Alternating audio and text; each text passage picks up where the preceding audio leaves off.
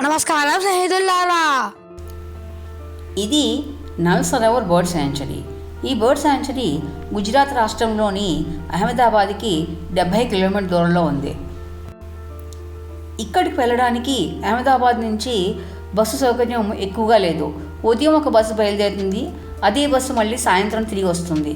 కాబట్టి ఇక్కడికి వెళ్ళాలంటే ఓన్ ట్రాన్స్పోర్ట్లో వెళ్ళడం చాలా మంచిది. ఇక్కడ పక్షులు చూడాలంటే బోటింగ్ చేయాల్సి ఉంటుంది. బోటింగ్కి పర్ హెడ్ 500 రూపీస్ తీసుకుంటారు. మనము ఎక్కువ గ్రూప్ ఉంటే బార్గెయిన్ చేస్తే తక్కువకి వచ్చే అవకాశం ఉంది.